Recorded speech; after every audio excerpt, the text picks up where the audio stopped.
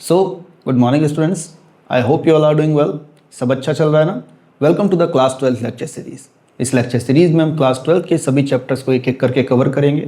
हर chapter को 3 हिस्सों में डिवाइड किया गया है। सबसे पहले नोट्स, उसके बाद एनसीईआरटी टेक्स्ट बुक और एनसीईआरटी एग्जाम्पलर, और उसके बाद पीवाईक्यू। जब ये तीनों सेक्शंस हमारे कवर हो जाएंगे तब हम एक चैप्टर को फिनिश करेंगे and then we will move on to the next one. ठीक है, तो अपनी अपनी नोटबुक और पेन निकाल लीजिए। यूनिट फर्स्ट का chapter number first, electric charges and field, let's start doing. Okay, हाँ जी बेटे, अब जरा यहाँ देखिए। तो अगर हम यूनिट फर्स्ट की बात करें तो यूनिट फर्स्ट का जो पूरा नाम है वो है बेटे electrostatics and electrodynamics. Electrostatics and electrodynamics. और इस यूनिट फर्स्ट में हमारे 3 चैप्टर आते हैं, चैप्टर नंबर 1, चैप्टर नंबर 2 और चैप्टर नंबर 3। ठीक, जिसमें चैप्टर नंबर 1 और chapter number 2 belongs to electrostatics और वहीं chapter number 3 belongs to electrodynamics. अब सवाल ये भी है कि इसको इलेक्ट्रोस्टैटिक्स क्यों बोलते हैं और इसको इलेक्ट्रोडायनामिक्स क्यों बोलते हैं। तो बेटे इलेक्ट्रो, ये जो वर्ड उठाया गया है इसका मतलब है इलेक्ट्रॉन, और स्टैटिक इसका मतलब होता है रुका हुआ। सिंपल भाषा में अगर हम बात करें तो इलेक्ट्रॉन क्या है? एक चार्ज पार्टिकल। ठीक, तो the branch of science which study the behaviour of charge at rest, मतलब चार्ज रुका हुआ होना चाहिए, रेस्ट पे होना चाहिए। तो फिजिक्स की उस ब्रांच को जिसमें हम चार्ज को उस स्टेज में स्टडी करते हैं जिसमें चार्ज रेस्ट पे है, उसकी वेलोसिटी 0 है, उसको हम बोलते हैं इलेक्ट्रोस्टैटिक्स। और वहीं इससे समझ में आ गया होगा, इलेक्ट्रो यहाँ पे भी किसको रिप्रेजेंट कर रहा है? चार्ज को, और डायनामिक्स रिप्रेजेंट कर रहा है मोशन को। तो फिजिक्स की वो ब्रांच जिसमें हम चार्ज का बिहेवियर स्टडी करते हैं जब चार्ज मोशन में होता है इज नोन एज इलेक्ट्रोडायनामिक्स। अगर इलेक्ट्रोस्टैटिक्स की बेसिक डेफिनेशन की बात करें तो हम लिख सकते हैं the branch of physics which deals with the study of charge at rest is known as electrostatics. अब क्वेश्चन, इलेक्ट्रोस्टैटिक्स में चार्ज रुका हुआ है और इलेक्ट्रोडायनामिक्स में मोशन में है, दोनों में इससे चेंज क्या आया है? तो दोनों में चार्ज ही ना। यहां पर भी चार्ज के बारे में बात हो रही है और यहां पर भी चार्ज के बारे में बात हो रही है। यहां पर बस इतना फर्क है कि चार्ज रेस्ट में है, यहां पे इतना फर्क है कि चार्ज मोशन में है। इससे फर्क क्या पड़ता है तो चार्ज एक बार रेस्ट में, एक बार मोशन में। तो हमने अलग अलग ब्रांचेस क्यों बनाई, इनकी बेनिफिट क्या है और इनमें फर्क क्या है, बेसिक फर्क क्या है? तो अगर मैं बात करूं बेटे बेसिक डेफिनेशन की, तो हमने क्लास 10th में करंट की एक डेफिनेशन पढ़ी है जिसे हम बोलते हैं rate of flow of charge. याद है? Rate of flow of charge is known as current. Do you remember that? हाँ, तो rate of flow of charge मतलब जब चार्ज फ्लो करता है, जब चार्ज मोशन करता है, एक पॉइंट से दूसरे पॉइंट पे जाता है, तब वो क्या प्रोड्यूस करता है? करंट प्रोड्यूस करता है। और जब चार्ज मोशन नहीं करता, जब फ्लो नहीं करता, तो कोई करंट जनरेट नहीं होता। कहने का मतलब है इलेक्ट्रोडायनामिक्स में चार्ज किसमें है? मोशन में। इसीलिए इलेक्ट्रोडायनामिक्स चैप्टर 3 को बोलते हैं जिसका नाम है करंट इलेक्ट्रिसिटी। क्या नाम है बेटे इसका? Current electricity. क्योंकि जब यहां चार्ज मोशन परफॉर्म करेगा तो वो करंट बनाएगा, मतलब करंट की वैल्यू 0 नहीं होगी। लेकिन यहां पे चार्ज कैसा है? रुका हुआ, स्टैटिक कंडीशन में है, बिल्कुल रेस्ट में है। और जब चार्ज फ्लो नहीं करता, मोशन नहीं करता, तो नेट करंट कितना होता है बेटे? 0। इसीलिए चैप्टर 1 और चैप्टर 2 में जितना भी इलेक्ट्रोस्टैटिक्स में हम पढ़ेंगे फिजिक्स, वो सारे के सारे में करंट की वैल्यू हमेशा कितनी रहने वाली है? 0। This is the major difference which you have to understand, this is the main point which you have to understand, and this is the main difference between electrostatics and electrodynamics. I think point समझ में आ गया होगा। अब ध्यान दो, electrostatics की definition तो हमने लिख ली है, the branch of physics which deal with the study of charge at rest is known as electrostatics. अगर आपसे कोई पूछे what is the definition of electrodynamics, तो आप क्या बोलोगे? The branch of physics which deal with the study of charge at motion. Rest की जगह बस क्या लगा दोगे? मोशन लगा दोगे। तो किसकी डेफिनेशन बन जाएगी हमारी? इलेक्ट्रोडायनामिक्स की। तो जल्दी से फटाफट इसकी डेफिनेशन लिखिए, तब तक मैं इसे रब करता हूं और फिर आगे चलते हैं। हाँ जी बेटे, नोट कर लिया। अब इलेक्ट्रोस्टैटिक्स क्या है और इलेक्ट्रोडायनामिक्स क्या है ये तो हमारी समझ में आ गया। अब इलेक्ट्रोस्टैटिक्स के अंदर चैप्टर 1 यानी इलेक्ट्रिक चार्जेस एंड फील्ड और chapter 2 electrostatic potential and capacitance हमारे सिलेबस में है। वहीं chapter number 3 current electricity electrodynamics का हिस्सा है। तो जल्दी से चैप्टर 1 स्टार्ट करते हैं, जिसका नाम है बेटे इलेक्ट्रिक चार्जेस एंड फील्ड। तो यूनिट 1 का चैप्टर 1 क्या नाम है इसका? Electric charges and field. हाँ जी बेटे, तो नोट कर लिया। अब अगर हम बात करें सिर्फ इलेक्ट्रोस्टैटिक्स की, इलेक्ट्रोस्टैटिक्स एज ए यूनिट दो चैप्टर काउंट करके चलती है। एक है हमारा चैप्टर 1 और एक है हमारा चैप्टर 2। लेकिन हम इसको चैप्टर वाइज ना पढ़ के टॉपिक वाइज पढ़ेंगे तो हमें ज्यादा अच्छे से समझ में आएगा। मतलब जब हमारी इलेक्ट्रोस्टैटिक्स कंप्लीट होगी as a topic, as a unit complete, तो हम ये कह सकते हैं कि चैप्टर 1 और चैप्टर 2 दोनों कवर हो गए।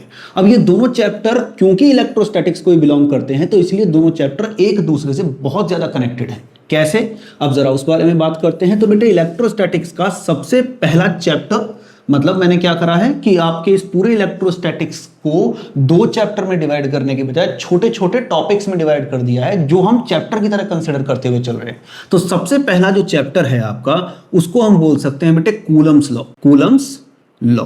अब मैंने ऐसे क्यों किया है वो अभी आपको समझ में आ जाएगा। कूलम्स लॉ बेसिकली हमें फोर्स की डेफिनेशन के बारे में और फोर्स के बारे में बताता है, दो चार्जेस के बीच में लगने वाली, जिसका फॉर्मूला होता है 1/4 pi epsilon naught Q1 Q2 by R square. फिलहाल आपको इन चीजों पे गौर नहीं करना है, बस आपको ऑब्जर्व करना है कि मैं कहना क्या चाहता हूं। वहीं जो दूसरा वाला आपका टॉपिक है उसका नाम है बेटे इलेक्ट्रिक फील्ड। क्या नाम है उसका? इलेक्ट्रिक फील्ड, जिसका फॉर्मूला होता है E = F/Q0। ठीक। तीसरा वाला जो है आपका वो है बेटे इलेक्ट्रिक फ्लक्स और Gauss theorem. Electric flux and Gauss theorem, this is also one of the most popular topic of this chapter. और इसके अंदर हम दो चीजें निकालते हैं, फाई = बेसिकली ए और दूसरा formula phi = 1/ε0 Q inside. Okay. उसके बाद जो नेक्स्ट चैप्टर आता है वो आया इलेक्ट्रोस्टैटिक पोटेंशियल। इलेक्ट्रोस्टैटिक पोटेंशियल जिसका फॉर्मूला होता है बेटे V = E × D। और उसके बाद आता है आपका कैपेसिटेंस, जिसका बेसिक फंडामेंटल फॉर्मूला होता है C = Q/V। अब आप शायद सोच रहे होंगे ये सब बताने की हमें नीड क्या है। तो पहले इस बात को समझिए बेटे कि जब हम फर्स्ट चैप्टर को रीड करते हैं, मतलब फर्स्ट टॉपिक को अंडरस्टैंड करते हैं, तो हमें फोर्स पढ़ने के लिए मिलती है। ठीक। अब अगर हम दूसरे चैप्टर पे या दूसरे टॉपिक पे आते हैं, यानी इलेक्ट्रिक फील्ड, उसका फॉर्मूला है E = F/Q0। इसमें जो टर्म F है वो हमें तब समझ में आएगी जब ये वाला टॉपिक हमने अच्छे से पढ़ रखा होगा। पॉइंट समझ में आ रहा है? वहीं अगर मैं बात करूं तीसरे टॉपिक की, तो इसमें फाई = EA है, जिसमें A तो एरिया है लेकिन E है इलेक्ट्रिक फील्ड, जो हमें तब समझ में आएगा, मतलब फ्लक्स तब समझ में आएगा जब हमें E पता हो, A पता हो। चलो एरिया का तो ऐसा है कि हम क्लास 10 से पढ़ते आ रहे हैं, लेकिन इलेक्ट्रिक फील्ड तो यही मिलेगा पढ़ने के लिए। तो इसका मतलब अगर ये वाला टॉपिक आपने अच्छे से नहीं पढ़ा तो ये वाला भी समझ में नहीं आएगा। तो इसको समझने के लिए इसको और अच्छे से समझने की जरूरत है। वहीं अगर मैं इसकी बात करूं इलेक्ट्रोस्टैटिक पोटेंशियल की, तो इसका फॉर्मूला है V = E × D। इसमें D तो डिस्टेंस है लेकिन E फिर से इलेक्ट्रिक फील्ड है, यानी कि अगर इस वाले टॉपिक को भी अच्छे से पढ़ना है, इस वाले चैप्टर को भी अच्छे से पढ़ना है, तो भी ये वाला पता होना जरूरी है। और लास्ट में है C = Q/V, जिसमें Q तो चार्ज को रिप्रेजेंट कर रहा है, लेकिन V किसको रिप्रेजेंट कर रहा है? इलेक्ट्रोस्टैटिक पोटेंशियल को। मतलब ये वाला टॉपिक अच्छे से पढ़ना है तो ये पता होना जरूरी है। ठीक। इसका मतलब ये है कि अगर आपको इनमें से कोई भी टॉपिक क्लियर करना है तो इससे पहले वाले टॉपिक को क्लियर करना अच्छे से जरूरी है। ये मार्वल की वो मूवी है जो अगर आपने एक छोड़ दी तो अगली समझ में नहीं आएगी। पॉइंट समझ में आ रहा है? ये जो शुरू के 3 हैं ये तो आपके चैप्टर 1 को रिप्रेजेंट करते हैं, और जो ये लास्ट के 2 हैं ये एनसीईआरटी के चैप्टर 2 को रिप्रेजेंट करते हैं। अब शायद समझ में आया होगा कि मैंने इन्हें टॉपिक वाइज क्यों डिवाइड कर दिया, क्योंकि टॉपिक वाइज डिवाइड करने से हमारा ब्रेन ज्यादा क्लियर हो पाएगा कि हम इसको कैसे समझें। भले से ये चैप्टर 2 का हिस्सा है, लेकिन ये चैप्टर 2 इंडिपेंडेंट नहीं है, ये कंप्लीटली इन पे डिपेंड है। मतलब ये तब समझ में आएगा चैप्टर 2 जब चैप्टर 1 में जो सेकंड पार्ट है, सेकंड टॉपिक है इलेक्ट्रिक फील्ड, वो हमने अच्छे से पढ़ रखा हो। समझ में आ रही है बात? तो आई थिंक क्लियर है, कोई कंफ्यूजन नहीं है। और ये फंडामेंटल्स भी आपको समझ में आ गए होंगे कि हम किस तरीके से टॉपिक वाइज आगे बढ़ेंगे, किस तरीके से हम चीजों को क्लियर रखने की कोशिश करेंगे। ये था आपका बेसिक एक ओवरव्यू कि भाई आपको चैप्टर को किस तरीके से पढ़ना चाहिए, और पहला कौन सा टॉपिक करेंगे, फिर दूसरा कौन सा करेंगे, फिर तीसरा कौन सा करेंगे, चौथा कौन सा करेंगे, एंड देन लास्ट कौन सा करेंगे। और जब ये आपका कंप्लीट हो जाएगा तो इलेक्ट्रोस्टैटिक्स वाला पोर्शन यानी चैप्टर 1 और चैप्टर 2 पूरा का पूरा कंप्लीट हो जाएगा। तो आई थिंक ये क्लियर है। चलिए, तो अगर आप चाहते हैं तो इसे नोट कर सकते हैं, फिर हम आगे चलते हैं। हाँ जी बेटे, तो अब जरा यहाँ ध्यान दीजिए। अब इलेक्ट्रोस्टैटिक्स का जो सबसे पहला चैप्टर आपका है उसका नाम है इलेक्ट्रिक चार्जेस एंड फील्ड्स। अब अगर हम इलेक्ट्रोस्टैटिक्स की बात करें तो रुका हुआ चार्ज, इलेक्ट्रोडायनामिक्स की बात करें तो मोशन करता हुआ चार्ज। वहीं चैप्टर का नाम भी क्या है? Electric charges and fields. सबसे कॉमन बात इन सब में क्या है? ये चार्ज। तो सबसे पहले तो हमें यही पता होना चाहिए कि चार्ज क्या है। अच्छा, चार्ज के बारे में अभी तक हम जानते क्या हैं, बेसिक बातें अगर मैं कहूं तो हम जब जानते हैं कि चार्ज दो तरह के होते हैं, एक पॉजिटिव होता है और एक नेगेटिव होता है। अच्छा, पॉजिटिव एक दूसरे के सामने आ जाए तो रिपेल करता है, वहीं निगेटिव एक दूसरे के सामने आ जाए तो भी क्या करता है बेटे, रिपेल। लेकिन पॉजिटिव नेगेटिव या नेगेटिव पॉजिटिव एक दूसरे के सामने आ जाए तो क्या करते हैं, एक दूसरे को अट्रैक्ट। ये बेसिक चीजें हम चार्ज के बारे में जानते हैं कि भैया दो तरह के होते हैं, एक पॉजिटिव एक नेगेटिव। अगर सिमिलर चार्ज एक दूसरे के आमने सामने आ गए तो रिपल्शन क्रिएट करेंगे, वहीं अपोजिट चार्ज एक दूसरे के सामने आ गए तो अट्रैक्शन क्रिएट करेंगे। ये बेसिक नॉलेज हमें है। लेकिन अगर मैं आपसे कहूं कि यही जो बेसिक प्रॉपर्टी या बेसिक बातें हमें चार्ज के बारे में पता है, यही प्रॉपर्टी चार्ज की बेसिक डेफिनेशन है। मतलब charge is defined as the property of a matter due to which it can attract or repel any other charge particle। मतलब ये एक प्रॉपर्टी है, कोई चीज नहीं। सबसे पहले तो ये हमें समझना होगा कि charge is not a thing, it is a property of a matter due to which it can attract or repel any other charge particle. जो भी इसकी रेंज में आएगा चार्ज दूसरा, या तो वो उसको अट्रैक्ट करेगा या उसको वो रिपेल करेगा। आई थिंक पॉइंट समझ में आ गया। तो चार्ज की बेसिक डेफिनेशन से स्टार्ट करते हैं। हाँ जी बेटे, तो सबसे पहले इसकी हम बेसिक डेफिनेशन लिख लेते हैं। कैसे हम डिफाइन करेंगे इसको?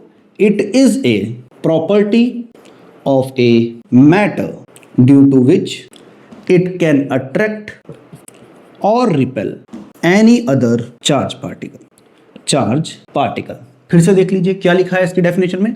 It is the property of a matter due to which it can attract or repel any other charge particle. अच्छा, अगर हम प्रॉपर्टी की बात करें तो बेटे दो तरह की प्रॉपर्टी होती है, एक तो फंडामेंटल प्रॉपर्टी होती है, एक ड्राइव्ड प्रॉपर्टी होती है। वो प्रॉपर्टी जो सबसे इंडिपेंडेंट होती है फंडामेंटल, जो डिपेंड करती है वो ड्राइव। तो चार्ज कैसी प्रॉपर्टी है? चार्ज एक फंडामेंटल प्रॉपर्टी है। कैसी प्रॉपर्टी है charge? Fundamental. This question can be come into multiple choice even also. तो आपको ध्यान रखना है कैसी प्रॉपर्टी है, फंडामेंटल। और फंडामेंटल में भी दो तरह की होती है, एक इंट्रिंसिक एक एक्सट्रिंसिक। इंट्रिंसिक वो जो हर चीज के अंदर मिलती है। एग्जांपल, अगर हम मास को समझें तो दुनिया की हर चीज एटम से मिलकर बनी है और हर एक एटम का अपना एक मास है, हाँ या नहीं? तो इसलिए मास भी कैसी प्रॉपर्टी हो गई? Intrinsic property. और फंडामेंटल भी। वहीं अगर हम बात करें, हर एक एटम का अपना एटॉमिक नंबर भी तो है, और एटॉमिक नंबर किसको रिप्रेजेंट करता है? Number of positive charge particle, यानी नंबर ऑफ पॉजिटिव चार्ज को। तो इसका मतलब चार्ज भी कैसी प्रॉपर्टी हो गई बच्चा? Intrinsic property. तो आपसे अगर कोई पूछ ले कि ये किस टाइप की प्रॉपर्टी है तो आप क्या बोलोगे? It's a fundamental intrinsic property of a matter due to which it can attract or repel any other charge particle. इसके अलावा और क्या जानते हैं हम? इसका जो सिंबल है वो क्यू है, स्मॉल क्यू और कैपिटल क्यू। स्मॉल क्यू हम इस्तेमाल करते हैं वेरिएबल चार्ज के लिए, मतलब जहां चार्ज की वैल्यू लगातार बदल सकती है। और कैपिटल क्यू मोस्टली हम इस्तेमाल करते हैं कांस्टेंट केस के लिए, जहां पे चार्ज की वैल्यू कांस्टेंट है, जो अपनी वैल्यू को नहीं चेंज करेगा। सिंबल के बाद अगर हम इसकी यूनिट की बात करें तो इसकी यूनिट के लिए ध्यान दीजिए, ये मल्टीपल चॉइस में भी क्वेश्चन आया है। इसकी 3 यूनिट हैं। पहली इसकी यूनिट है एसआई यूनिट, दूसरी है इसकी स्मॉलेस्ट यूनिट और तीसरी है इसकी लार्जेस्ट यूनिट। ठीक, अगर मैं इसकी स्मॉलेस्ट यूनिट की बात करूं तो उसे बोलते हैं बेटे ईएसयू। वहीं एसआई यूनिट की बात करूं तो हम सब जानते हैं चार्ज की एसआई यूनिट क्या होती है? कूलम्ब। वहीं लार्जेस्ट यूनिट की बात करूं तो फैराडे। ये हमें ध्यान रखना है, पेपर में मल्टीपल चॉइस में ये क्वेश्चन कई बार आ चुके हैं। ठीक, और क्या जानते हैं? ध्यान दो, ईएसयू की फुल फॉर्म होती है इलेक्ट्रोस्टैटिक यूनिट। क्या होती है इसकी फुल फॉर्म? Electrostatic unit. और ईएसयू को ही हम फ्रैंकलिन भी बोलते हैं। ठीक, तो पेपर में कभी कभी पूछ लेता है ईएसयू की जगह फ्रैंकलिन की, बताओ 1 फ्रैंकलिन या 1 ईएसयू इक्वल टू कितने कूलम होता है? तो इसका जवाब है 3.33 इंटू 10⁻⁻10 कूलम। ठीक, ऐसा यूनिट क्या है? कूलम। अच्छा, ऐसा यूनिट क्या होती है और इसको ऐसा यूनिट क्यों बोलते हैं, कोई बताएगा? ऐसा यूनिट की फुल फॉर्म क्या है? बेसिक अगर मैं बोलूं तो ऐसा यूनिट का मतलब होता है स्टैंडर्ड इंटरनेशनल यूनिट।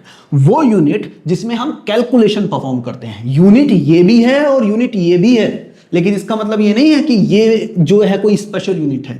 ऐसा यूनिट बस उसको बोलते हैं जिसमें हम कैलकुलेशन परफॉर्म करते हैं, जिसमें हम न्यूमेरिकल सॉल्व करेंगे, जो आपको हर बुक्स के अंदर देखने के लिए मिलेगी। जो कैलकुलेशन या बातचीत करते समय हम यूनिट इस्तेमाल करेंगे वो कौन सी है? कूलम्ब। पॉइंट समझ में आ गया। वहीं लार्जेस्ट यूनिट कौन सी है बेटे, फैराडे, और 1 फैराडे इक्वल टू होता है 96500 कूलम। तो चार्ज के बारे में सबसे पहले ये बेसिक बातें पता होनी चाहिए। सबसे पहले इसकी डेफिनेशन, कैसी प्रॉपर्टी है, एक fundamental intrinsic property of a matter due to which it can attract or repel any other charge particle.